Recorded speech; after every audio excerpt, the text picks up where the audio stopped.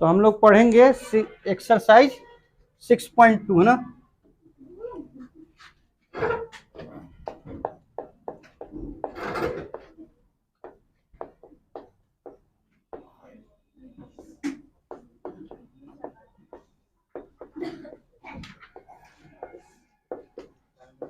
समझिए क्या पढ़ने वाले हैं हम लोग, increasing and decreasing function, increasing and decreasing function.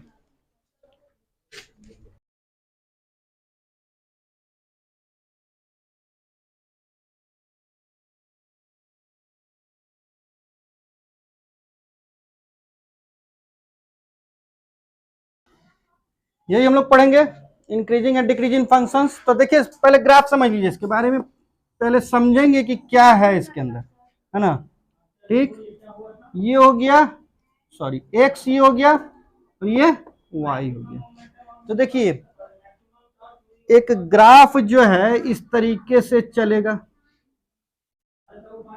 ठीक है। अभी बताते हैं ये सब क्या है। या फिर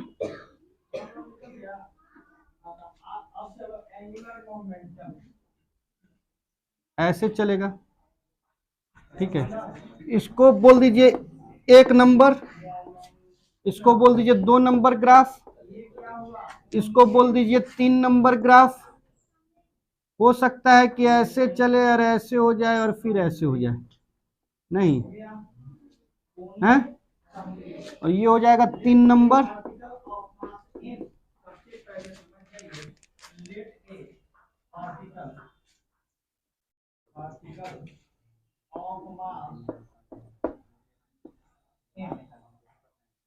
चार नंबर,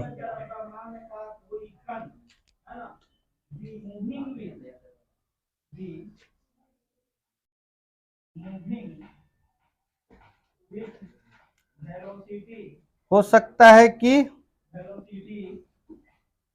ऐसे जाए, नहीं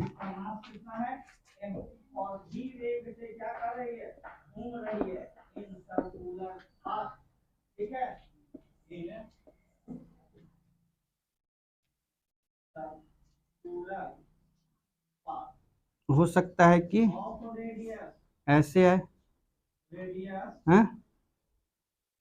ठीक, ये भी ग्राफ ही है। और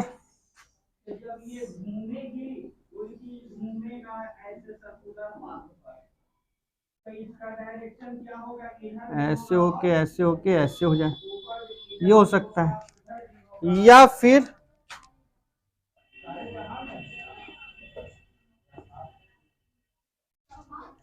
या फिर एक ऐसे हो सकता है,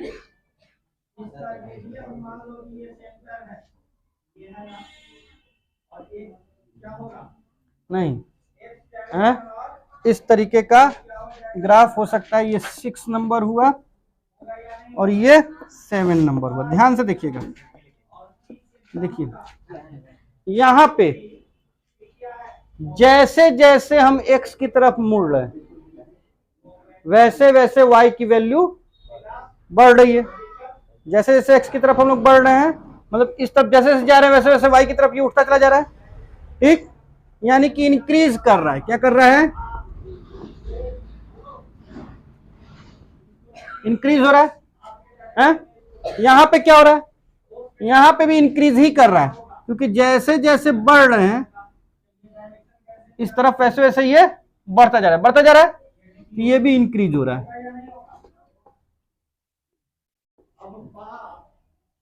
यहां पे देखिए तो कभी तो इंक्रीज हो रहा है, कभी पैरेलल चलता चला जा रहा है, ठीक है। और फिर कभी इंक्रीज हो रहा है, लेकिन नीचे नहीं आ रहा है, नहीं ना आ रहा है। कभी इंक्रीज हो रहा है, पहले इंक्रीज हो रहा है, ठीक, फिर पैरेलल हो जा रहा है, ठीक है, एक्स एक्सिस के, फिर इंक्रीज हो रहा है, ठीक है। यहां पे क्या हो रहा है? यहां पे डिक्रीज हो रहा है सीधे, केवल यहां पे सीधे डिक्रीज हो रहा है, यहां पे भी डिक्रीज ही हो रहा है, है ना। लेकिन यहां पर देखिए तो ये ऐसे कैसे गया है ना, तो कभी तो डिक्रीज हो रहा है, कभी पैरेलल हो जा रहा है और फिर डिक्रीज हो रहा है, ठीक। और आगे बढ़ता तो हो सकता है फिर पैरेलल होता, नहीं। यहां पे देखिए तो इंक्रीज भी हो रहा है फिर डिक्रीज भी हो रहा है, फिर इंक्रीज हो रहा है फिर डिक्रीज हो रहा है, यही ना हो रहा है। ऐसा जब ग्राफ आएगा फंक्शन का कि जब y की वैल्यू x के रिस्पेक्ट में, y की वैल्यू x के रिस्पेक्ट में बढ़ेगी, केवल बढ़ेगी, केवल बढ़ेगी, तो उसको हम लोग कहेंगे स्ट्रिक्टली इंक्रीजिंग फंक्शन। क्या बोलेंगे? स्ट्रिक्टली इंक्रीजिंग फंक्शन, ठीक है। ये स्ट्रिक्टली इंक्रीजिंग फंक्शन है क्योंकि केवल बढ़ रहा है, ठीक। एक डोमेन दिया रहेगा आपको, है ना, कि ए से बी पर चाहे कुछ भी दिया रहेगा, ठीक। ए से बी पर मान लीजिए, इसके अंदर वैल्यू रख के हम देखेंगे, आगे और समझाते हैं। अभी पहले ये समझ लीजिए कि ग्राफ में अगर केवल बढ़ता रहेगा तो स्ट्रिक्टली इंक्रीजिंग, यहां पे भी केवल बढ़ रहा है तो ये भी स्ट्रिक्टली इंक्रीजिंग। लेकिन यहां पर कभी तो बढ़ रहा है कभी पैरेलल चला जा रहा है, मतलब कि बिल्कुल वैसे ही चला जा रहा है, बढ़ कुछ नहीं रहा है, ना घट रहा है, घट नहीं रहा है लेकिन बढ़ भी नहीं रहा है, पैरेलल चला जा रहा है। तो ये केवल इंक्रीजिंग होगा, स्ट्रिक्टली नहीं। स्ट्रिक्टली माने क्या? मजबूती से केवल बढ़ रहा है, ठीक है। ऐसा नहीं हो रहा है, ये चल भी रहा है, बढ़ते हुए जा रहा है, फिर आराम भी कर रहा है, कुछ दूर तक ऐसे ही चला जा रहा है, फिर बढ़ रहा है, ठीक। तो ये इंक्रीजिंग है, केवल क्या है? केवल इंक्रीजिंग, ठीक है। ये स्ट्रिक्टली डिक्रीजिंग है। अब क्यों है ये तो आप समझ गए कि केवल घट रहा है, ठीक है। ये भी स्ट्रिक्टली डिक्रीजिंग है क्योंकि y की जो है वैल्यू x के रिस्पेक्ट में लगातार घट रही है, यहां पे कभी पैरेलल कभी घट रहा है, ठीक है। तो ये केवल डिक्रीजिंग है, ठीक है, स्ट्रिक्टली नहीं है, केवल डिक्रीजिंग है, ठीक। यहां पे कभी बढ़ रहा है कभी घट रहा है, कभी बढ़ रहा है कभी घट रहा है। तो क्या हम कहें कि बढ़ रहा है कि घट रहा है? क्या कहें? दोनों हो रहा है ना, तो नाइदर इंक्रीजिंग नॉर डिक्रीजिंग कहेंगे, ना तो बढ़ रहा है ना ही घट रहा है, पता नहीं क्या कर रहा है, नहीं है, खिलखिलवाड़ कर रहा है, यही ना, ठीक। अब ग्राफ बना के फंक्शन का ऐसे दर्शाया जा सकता है कि ये इंक्रीज कर रहा है कि डिक्रीज कर रहा है। लेकिन ग्राफ बनाने से अच्छा तो हम लोग ने डेरिवेटिव पढ़ा है ना, आखिर वो यही तो बोलता है, ग्राफ ही को तो बोलता है कि dy ओवर dx जब हम बोलते हैं तो ये क्या बोलता है कि x के रिस्पेक्ट में y में क्या चेंज आ रहा है, यही पूछा जाता है ना, है। dy ओवर dx क्या बताता है हमको कि x के रिस्पेक्ट में y में क्या चेंज आ रहा है। तो हम क्या डेरिवेटिव निकाल के इसको नहीं बता सकते हैं? बता सकते हैं, डेरिवेटिव निकाल के बता सकते हैं। तो जब हम डेरिवेटिव निकालते हैं, ठीक है, तो यदि dy ओवर dx की वैल्यू, ठीक है, मोर देन 0 आ जाए, ठीक है, dy ओवर dx की वैल्यू, dy ओवर dx का मतलब क्या है? f डैश x, ऐसे लिख सकते हैं ना। तो ये अगर 0 से ज्यादा हो तो स्ट्रिक्टली इंक्रीजिंग, क्या बोलेंगे? Strictly increasing. लेकिन अगर ये 0 के बराबर या ज्यादा हो तो इंक्रीजिंग, तो केवल इंक्रीजिंग। f डैश x यदि 0 से कम हो तो क्या? Decreasing, strictly decreasing. और अगर ऐसे लग जाए तो माने बराबर या कम तो केवल डिक्रीजिंग, है ना, स्ट्रिक्टली नहीं, ठीक। और अगर ये पता ही ना चले कि f डैश x जो है कभी बढ़ रहा है कभी घट रहा है ना, कभी बढ़ रहा है कभी घट रहा है, तो क्या बोलेंगे? नाइदर इंक्रीजिंग नॉर डिक्रीजिंग, ठीक। बात समझ में आ गई है? हमने क्या सीखा? हमने सीखा कि f डैश x की वैल्यू अगर 0 से ज्यादा हो जाती है तो हम कहेंगे स्ट्रिक्टली इंक्रीजिंग। अगर एफ डैश एक्स की वैल्यू 0 से ज्यादा या बराबर हो जाए तो इंक्रीजिंग। अगर एफ डैश एक्स की वैल्यू 0 से केवल कम रहती है तो स्ट्रिक्टली डिक्रीजिंग। अगर एफ डैश एक्स की वैल्यू 0 के बराबर या कम रहती है तो डिक्रीजिंग। और अगर पता नहीं चल पाता है, कभी बराबर कभी कम कभी ज्यादा ऐसे करता है, तो नाइदर इंक्रीजिंग नॉर डिक्रीजिंग। ठीक, एक्सरसाइज 6.2 इसी पर आधारित है। इतना अगर समझ गए तो बस एक्सरसाइज 6.2 में कुछ भी नहीं है ऐसा। आइए देखते हैं एक्सरसाइज 6.2। बोल रहा है कि so that the function given by f x is equal to 3x plus 17, f x is equal to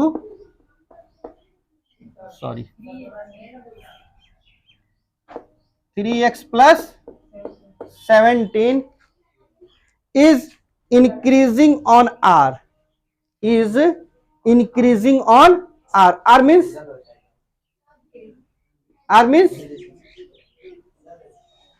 क्या?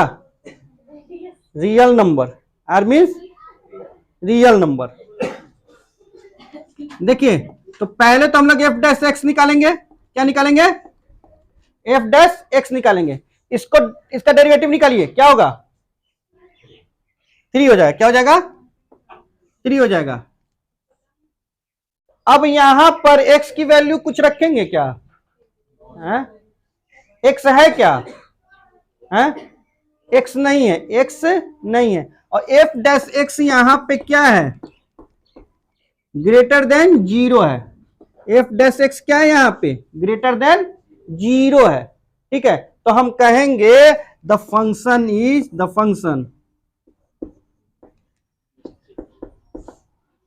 F x is strictly increasing. ठीक, ऑन आर, क्योंकि आर पर दिया हुआ है, क्योंकि यहां पे तो रखने की जरूरत ही नहीं पड़ी। एक्स की वैल्यू आती तो एक्स की वैल्यू पुट करते। ठीक है, अगर एक्स बचता है यहां पे, देखिए यहां पे एक्स नहीं ना बचा 3 के साथ, अगर एक्स बचता तो यहां पे कोई ना कोई वैल्यू रखते ना, और उस पर चेक करते। जैसे क्वेश्चन नंबर 2 देखेंगे, क्वेश्चन नंबर 2 जैसे बोल, यहां पे देख लेते हैं। क्वेश्चन नंबर 2 जैसे बोल रहा है कि F x is equal to E की power 2x, F x is equal to E की पावर 2x, यह है ना? है? तो एफ डैश एक्स निकालिए। एफ डैश एक्स निकालेंगे तो कितना हो जाएगा? पहले e की पावर 2x का करेंगे तो e की पावर 2x ही हो जाएगा। उसके बाद क्या होगा? 2 आ जाएगा, ये हो जाएगा। है? तो हम कहेंगे कि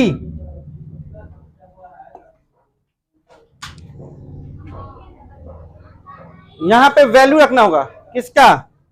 देखिए आर पर बोला है ना, तो यहां पे रख के देखिए तो क्या ऐसी कोई भी सिचुएशन है जब आर में, आर मतलब क्या होता है? Real number. R means real number. अब रियल नंबर क्या? रियल नंबर प्लस भी हो सकता है, रियल नंबर माइनस भी हो सकता है, रियल नंबर तो कुछ भी हो सकता है।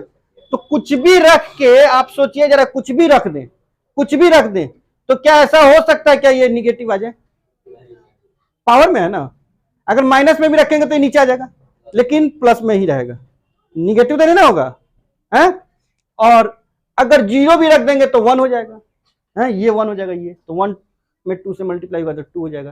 तो ये हमेशा चाहे कुछ भी हो जाए, चाहे कुछ भी हो जाए एक्स की वैल्यू, ठीक है, ये क्या रहेगा? हमेशा 0 से ज्यादा रहेगा, पॉजिटिव। जब निगेटिव होगा तभी ना 0 से कम होगा।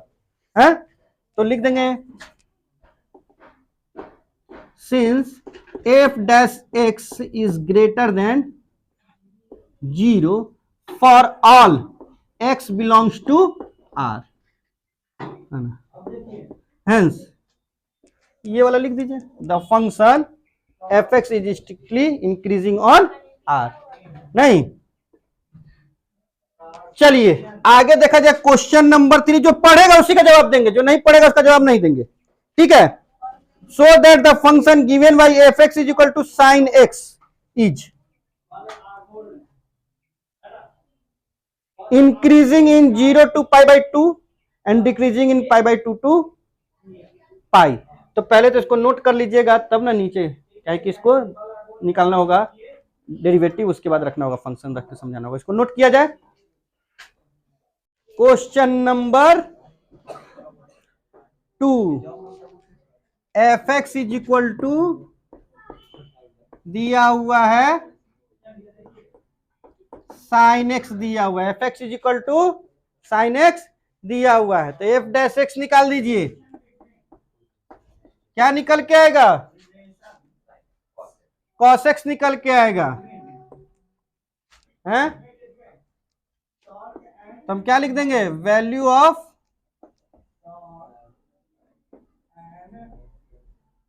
Cos x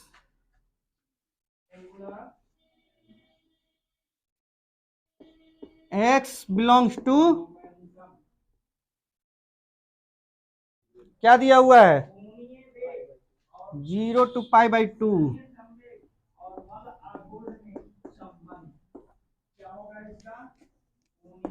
will be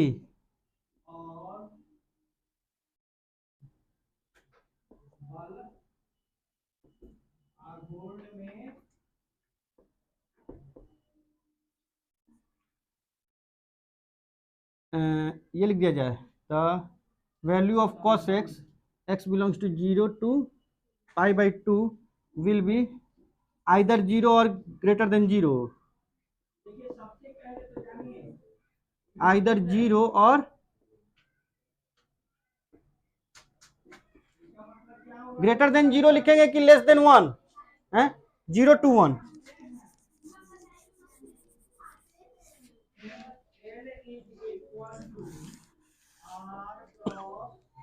between 0 to 1। क्यों है? क्योंकि फर्स्ट क्वाड्रेंट में, तो बहुत कम होगा तो 0 और बहुत ज्यादा होगा तो 1।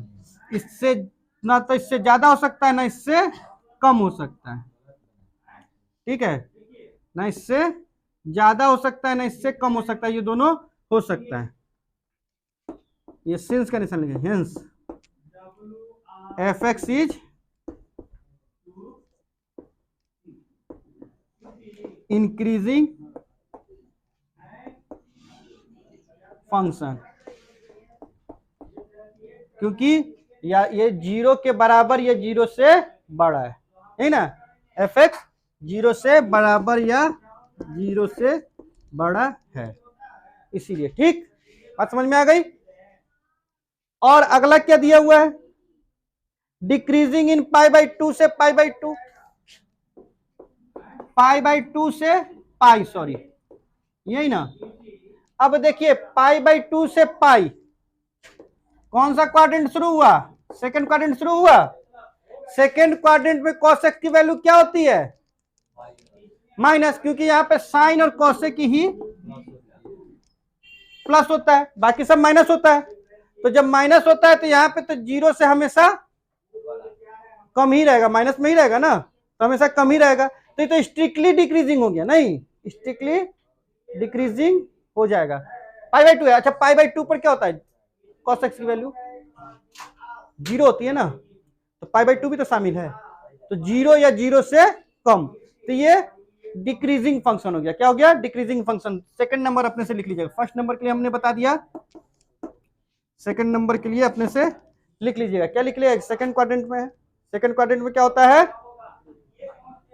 निगेटिव होता है वैल्यू, तो पाई बाई 2 पर तो 0 हो जाएगा, 0 से घटते ही चला जाएगा पाई तक, बस। चलिए, हैं? ये दूसरा का पहला दूसरा दो बातें हैं, दूसरा में 2 क्वेश्चन है। तो पहला क्वेश्चन हमने बता दिया है, ये 3 क्वेश्चन, क्वेश्चन नंबर 3 है। अच्छा ये हम इतना थोड़े ना पढ़े लिखे हैं, क्वेश्चन नंबर 3, ठीक है? क्वेश्चन नंबर 3 का पहला और दूसरा है, ठीक है? ये आप लोग दूसरा नंबर खुद से सेकंड पार्ट बना लीजिए।